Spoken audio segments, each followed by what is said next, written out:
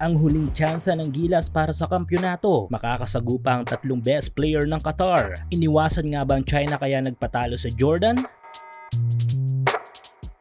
Pilipinas kontra Qatar National Team. Qualification round o knockout round ang magiging laban na ito. Pero bago yan, update muna tayo sa mga laro kahapon. Talo ang inabot ng preparadong Korean National Team kontra sa Team B ng Japan. Grabe ang shooting na ipinamalas ng mga Hapon sa laban na ito. Tila nga naging malaking tulong sa development ng kanilang national team ang pagiging best Asian team sa World Cup. Angat ang sistema. Panalo naman ang nakuha ng Iran sa kanilang naging laban kontra Kazakhstan National Team. Nananatiling malinis at walang mantsang standing ng host country na China kontra Hong Kong. Panalo naman ang nakuha ng Qatar National Team sa unang pagkakataon kontra sa Indonesia. Habang ang Bahrain ay tinalo ang Thailand. Malungkot naman ang naging pangatlong laro ng ating national team nang makasagupa ang Jordan dahil hindi lang tayo tinalo kundi tinambakan pa tayo ng mga ito ng 25 points. Pumutok hindi lang ang left-handed Kobe Bryant ng Jordan kundi pati na rin ang tatlong big men ng mga ito. Kasama na nga dyan ang mainit na shooting ni Ibrahim. Pero hindi pa nga tapos para sa ating national team ang lahat dahil meron pa tayong tsansa para sa kampyonato. Pero syempre, hindi magiging madali ito. Sa qualification round o knockout round, babagsak ang Gilas kung saan ay makakaharap natin ang national team ng Qatar. At ang mananalo sa magiging laban na ito ay haharapin naman ang walang talong Iran national team. Kaya't dito ay pag-uusapan natin ang ilang mga malalaro ng Qatar na magiging balakid para sa ating pambansang kupunan. Una na nga dito ay ang kanilang best player this 19th Asian Games. Ito nga yung 6'8"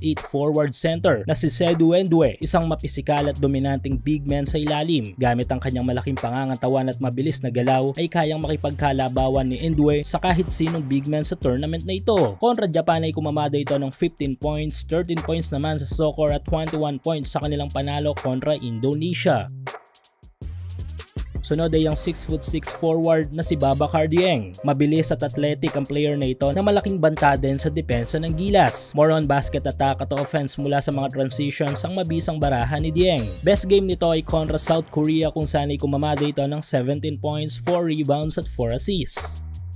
At ang huli yung matinik na gwardya na si Khalid Mohamed. Marahil pamilyar na sa inyo ang malalarong ito dahil madalas kasama ito sa squad ng Qatar na nakakasagupa natin sa mga Asian qualifying games ng FIBA. Malaking tulong sa opensa ng Qatar si Mohamed. Hindi lang kasi legit shooter ang player na ito dahil mahusay din itong facilitator ng Qatar national team. Again, kung mananalo tayo sa Qatar ay makakatapat natin sa semis ang Iran. Isa na namang mahirap na laban para sa Gilas dahil malakas din talaga ang Iran kahit walang adadi. Kaya hindi easy way or best way ito para sa kampyonato tulad nga ng usap-usapan sa social media na iniwasan natin ang China kaya nagpatalo sa Jordan. Well, walang shortcut sa tournament na ito. Kung kampyonato ang target natin, lahat ay handa tayong makasagupa even nga mga malalakas na team. Isa na nga dito ang China at talo talaga tayo sa Jordan dahil sa bad offense at weak defense. Plus sinuwerte pa ang apat na ace player ng national team ng Jordan.